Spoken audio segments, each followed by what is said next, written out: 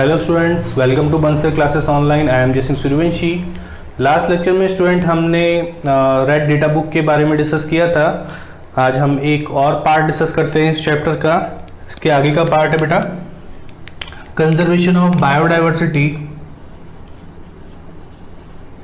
Conservation of biodiversity, किस तरीके से बायोडाइवर्सिटी को कंजर्व किया जा सकता है, क्या स्ट्रेटजीज यूज करके हम अपनी जितना भी नेचुरल फ्लोरा फोना है उसको हम कैसे प्रोटेक्ट कर सकते हैं, ठीक है, या फिर प्रिजर्व करके रखा जा सकता है।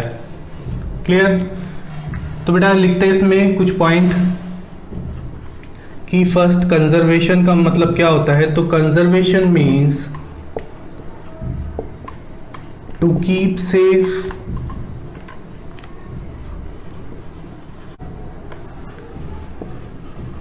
whereas the preservation means to maintain the environment as it is। ठीक है, तो बेटा कंजर्वेशन का मीन्स क्या होता है? कंजर्वेशन मीन्स क्या होता है? उसको प्रोटेक्शन प्रोवाइड करना है ना, उसको सेफ रखना। और प्रिजर्वेशन का मतलब क्या होता है कि जिस कंडीशन में है उसी कंडीशन में उसको बनाए रखना, मेंटेन करके रखना। क्या है? प्रिजर्वेशन। ठीक है, various step which can help in protecting and conserving our environment। ठीक है बेटा, तो कंजर्वेशन का मतलब क्या होता है? सेफ रखना उसको, ठीक है, बचाना ताकि उसका एक्सप्लॉयटेशन ना हो। और प्रिजर्वेशन मतलब क्या होता है कि जिस कंडीशन में वो है अभी उसी कंडीशन में उसको मेंटेन करके रखना। हम कुछ स्टेप्स को फॉलो कर सकते हैं बेटा, ठीक है, कुछ प्रैक्टिसेस के थ्रू हम अपने एनवायरनमेंट को प्रोटेक्ट कर सकते हैं, अपनी बायोडाइवर्सिटी को कंजर्व करके रख सकते हैं। तो क्या प्रैक्टिसेस हैं, क्या स्टेप्स हमें फॉलो करना चाहिए, हम लिखेंगे इसके बाद में पॉइंट्स की फॉर्म में। पहले इन दोनों पॉइंट्स को आप नोट डाउन कर लीजिए।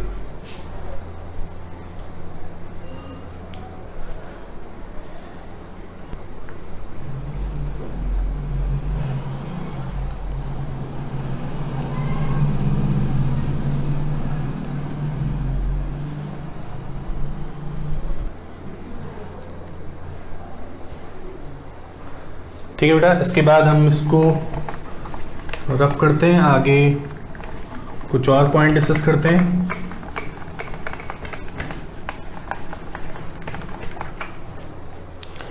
इसके बाद लिखते हैं बेटा क्या स्ट्रेटजीज हमें फॉलो करनी चाहिए। तो लिखते हैं कंजर्वेशन स्ट्रेटजीज। ठीक है, क्या स्ट्रेटजीज फॉलो करनी चाहिए हमें?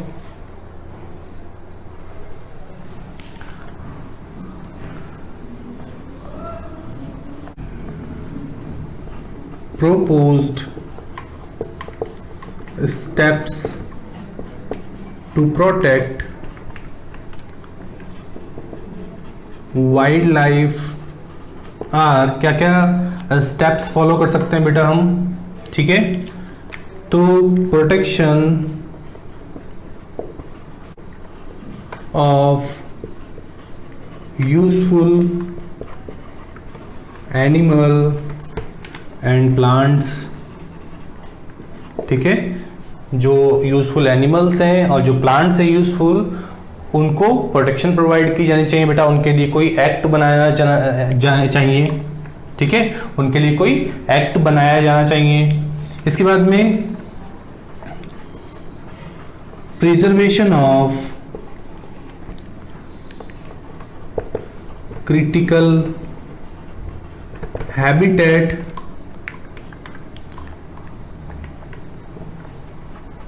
for the growth and multiplication of animal and plants। ठीक है, इसके बाद में over exploitation of useful product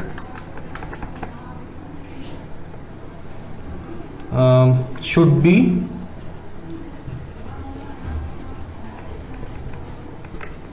restricted. नीचे वाला पार्ट नजर आ रहा है बेटा आपको? 1 मिनट, ठीक है, दिख रहा है? थोड़ी इसकी ब्राइटनेस कम कर देता हूं मैं।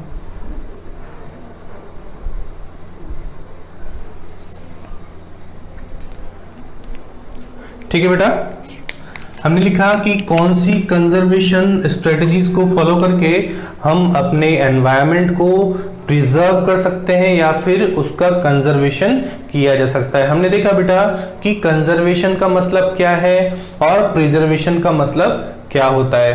तो कंजर्वेशन का मतलब होता है कि उसको सेफ रखना, ठीक है, उसको सेफ्टी प्रोवाइड करना, और प्रिजर्वेशन का मतलब क्या है कि उसको जिस कंडीशन में है वो अभी एट प्रेजेंट उसी कंडीशन में एज इट इज मेंटेन करके रखना।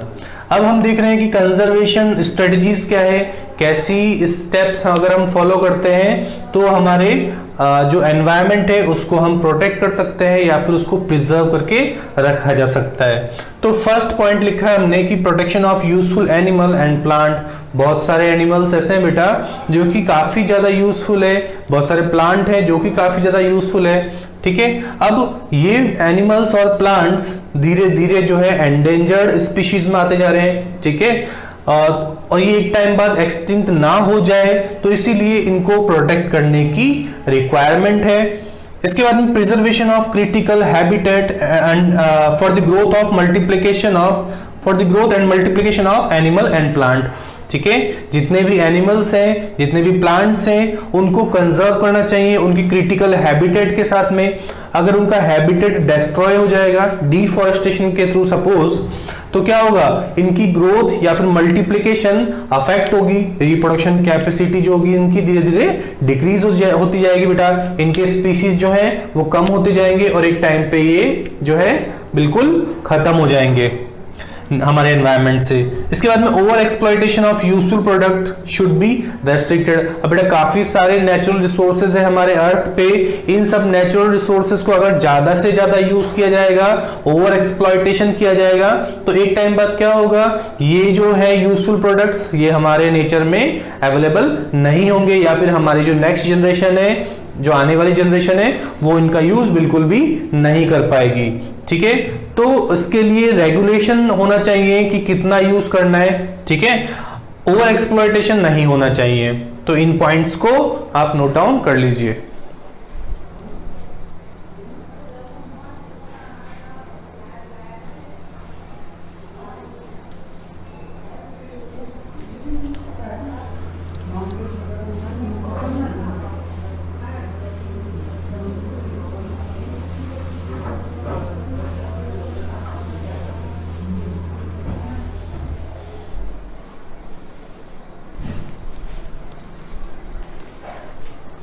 ठीक है बेटा, कुछ और पॉइंट लिखते हैं इसके साथ में ही हम, इसके बाद आगे ही आप बाकी के पॉइंट्स नोट डाउन करते जाइए। कुछ और स्टेप्स हैं, जैसे hunting should be regulated and restricted, ठीक है। जो हंटिंग है should be regulated and restricted, या तो उसके ऊपर कोई एक रेगुलेट करने वाला प्लान होना चाहिए बेटा, या फिर उसको रेस्ट्रिक्ट करना चाहिए, ठीक है, जब जरूरत हो तब उस की हंटिंग करना चाहिए, अदरवाइज रेस्ट्रिक्ट होना चाहिए हंटिंग। हंटिंग ऑफ एंडेंजर्ड और threatened species should be restricted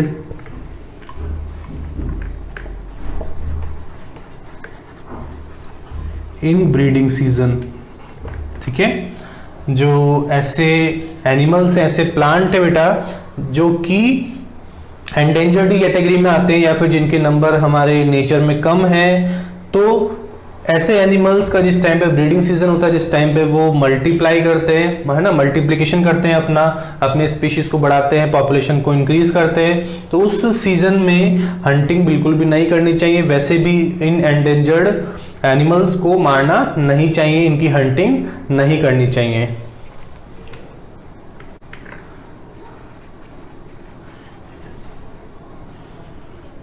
management of air, water and land. ठीक है बेटा, हमें एयर, वाटर और लैंड का भी मैनेजमेंट करना चाहिए, इनको भी पॉल्यूट नहीं होने देना चाहिए। ठीक है, तो इसमें ये बेटा एयर, वाटर और लैंड, इसको हम क्या बोल सकते हैं, इसको बोलते हैं हम लाइफ सपोर्टिंग सिस्टम। क्या बोलते हैं बेटा, वाटर और लैंड और एयर, ये सब क्या है, लाइफ सपोर्टिंग सिस्टम है। इसी की वजह से जो बायोस्फीयर है वो उसमें लाइफ की एग्जिस्टेंस देखने को मिलती है, क्योंकि वहां पर एयर भी है, वाटर भी है और लैंड भी है।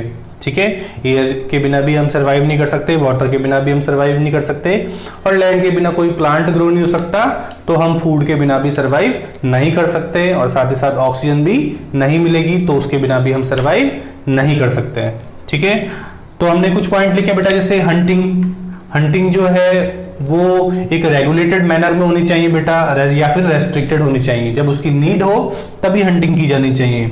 इसके बाद है बेटा हंटिंग ऑफ एंडेंजर्ड और threatened species should be restricted in breeding season.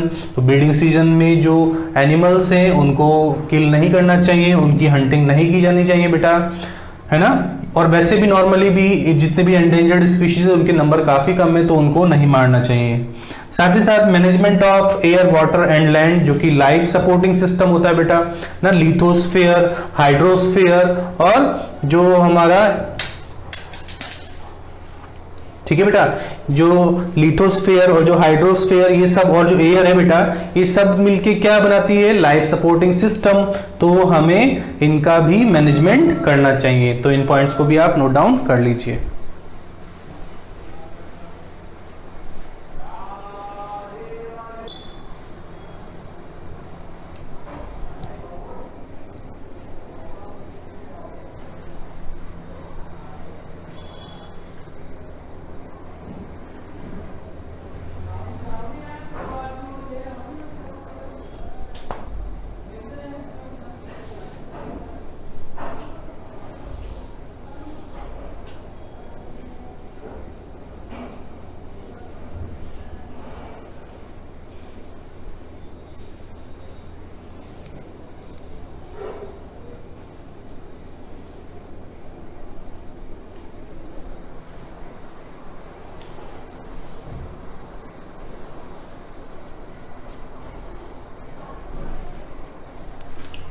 ठीक है बेटा, तो कंजर्वेशन स्ट्रेटजीज जो हैं इसको हम डिस्कस करते हैं आगे।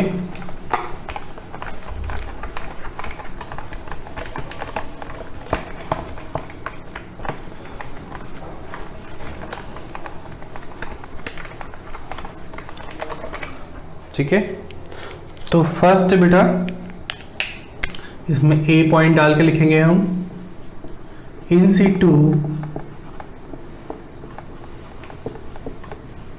कंजर्वेशन। ठीक है, इन सिटू कंजर्वेशन का मतलब क्या है बेटा,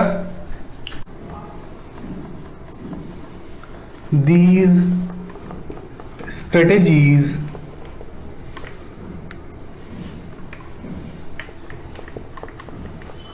deals with the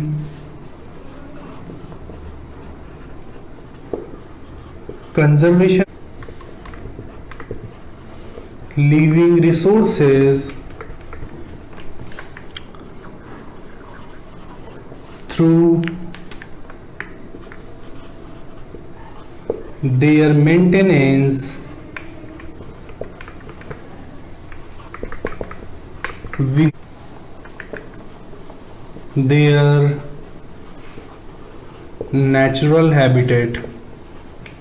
ठीक है, तो इन सिटू यू है बेटा ये, ठीक है। इन सिटू कंजर्वेशन का मतलब क्या है कि इसमें जितने भी लिविंग रिसोर्सेज है, जितने भी प्लांट्स है, जितने भी एनिमल्स हैं, उनको उनके नेचुरल हैबिटेट के साथ में प्रोटेक्ट किया जाता है। इसी स्ट्रेटजी को बोलते हैं बेटा इन सिटू कंजर्वेशन। इन सिटू कंजर्वेशन का मतलब क्या है कि प्लांट और एनिमल जो कि लिविंग रिसोर्सेज है, इनको इन्हीं के हैबिटेट के साथ में प्रोटेक्ट किया जाता है ताकि ये सेफ रह सके बेटा, ठीक है, इनका एक्सप्लॉयटेशन ना हो।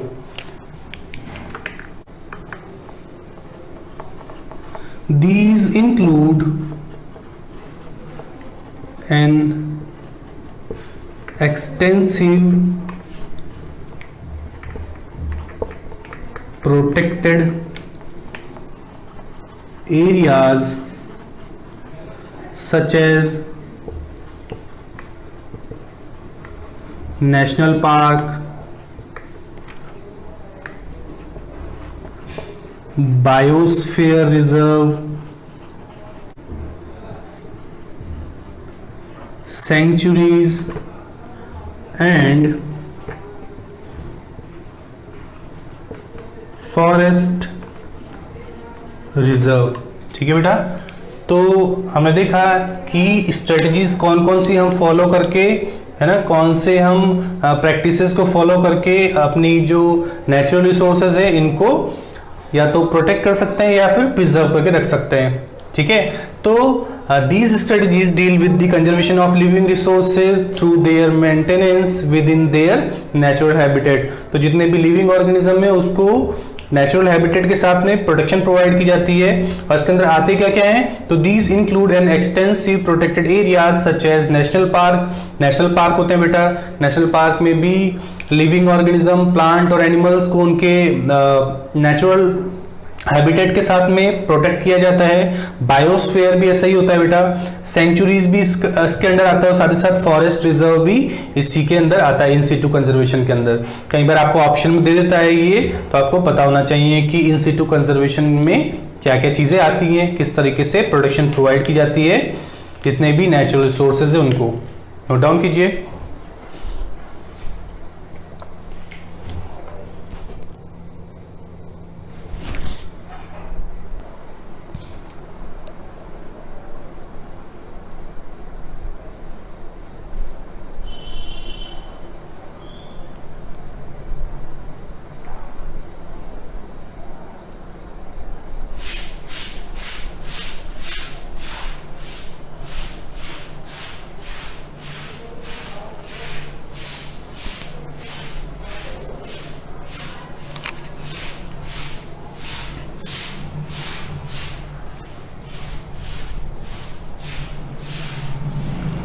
ठीक है बेटा, यहां तक आपने लिख लिया। इसके आगे चलते हैं, हम लिखते हैं नेशनल पार्क को। नेशनल पार्क क्या होते हैं?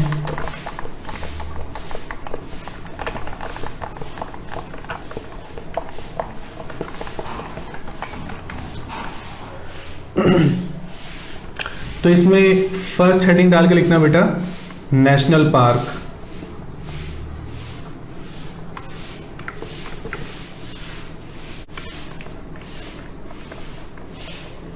These are protected areas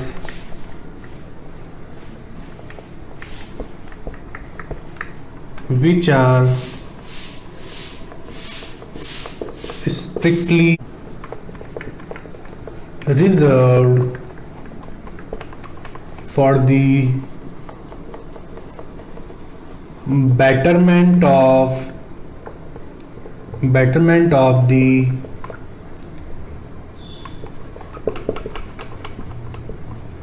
wildlife. ठीक है, these are protected areas which are strictly reserved for the betterment of the wildlife. तो नेशनल पार्क जो होते हैं वो क्या होते हैं, उनको नेचुरल रिसोर्सेज के साथ में प्रोटेक्ट किया जाता है.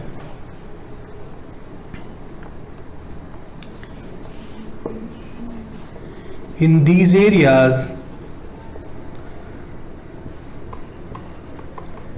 human activities such as grazing, cultivation and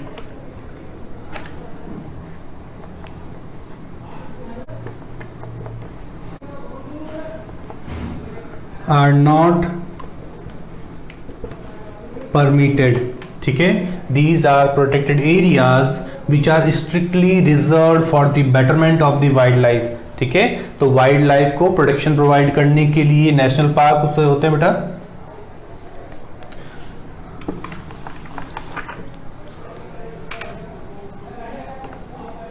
national park होते हैं.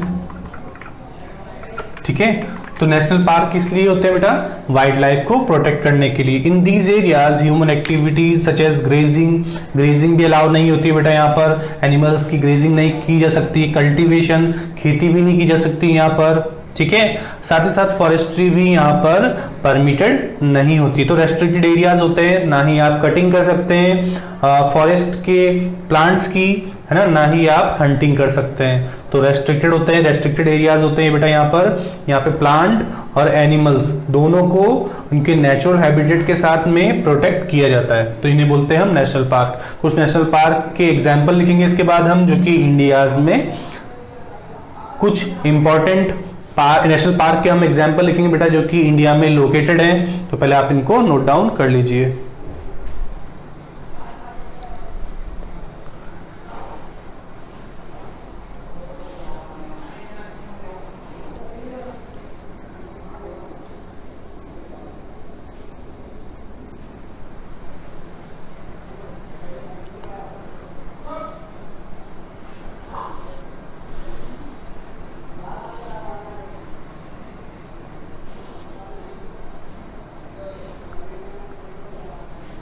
ठीक है, रफ करते हैं इसको बेटा.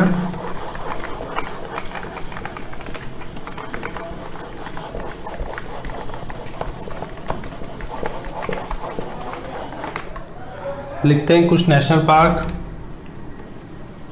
सम important national park of India. India में कौन कौन से नेशनल पार्क हैं, तो कुछ इंपॉर्टेंट नेशनल पार्क के हम एग्जाम्पल लिखेंगे बेटा. तो जैसे है फर्स्ट कान्हा. ठीक है, और कान्हा किस जगह लोकेटेड है बेटा, तो Madhya Pradesh.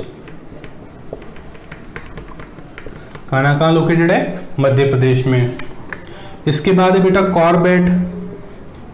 Corbett national park, और ये कहाँ लोकेटेड है, तो उत्तराखंड.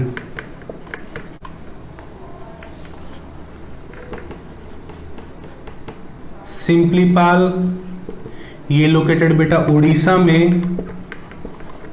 ठीक है,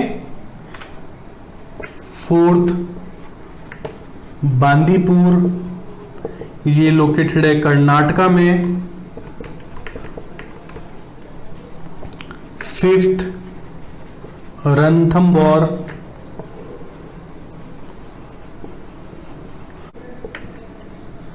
ये राजस्थान.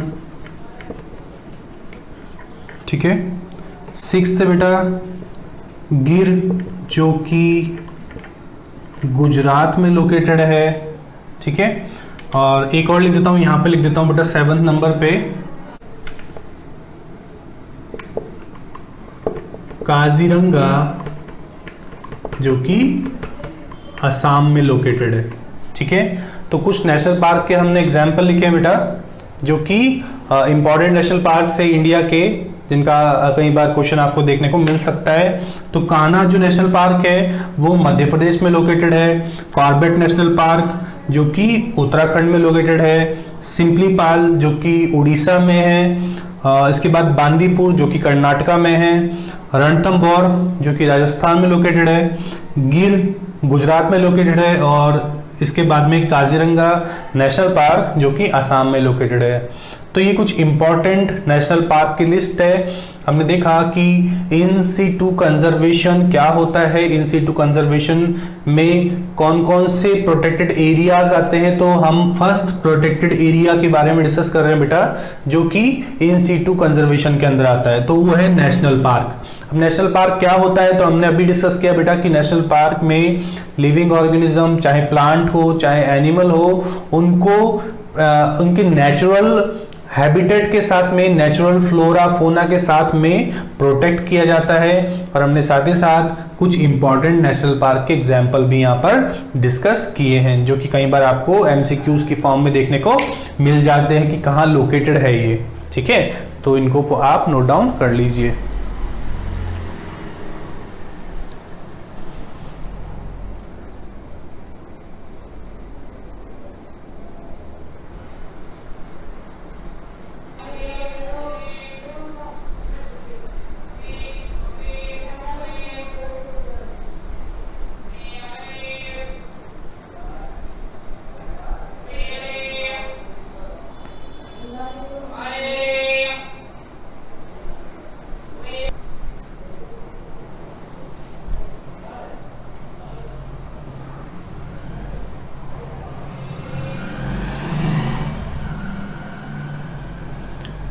ठीक है बेटा, तो हमने आज की क्लास में इतना ही पार्ट देखा। इसके आगे का पार्ट हम नेक्स्ट लेक्चर में कवर करेंगे। तब तक के लिए take care and good luck.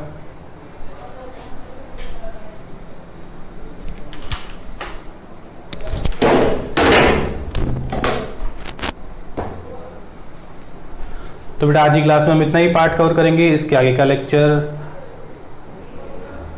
आगे का पार्ट हम नेक्स्ट क्लास में डिस्कस करेंगे। तब तक के लिए take care and good luck.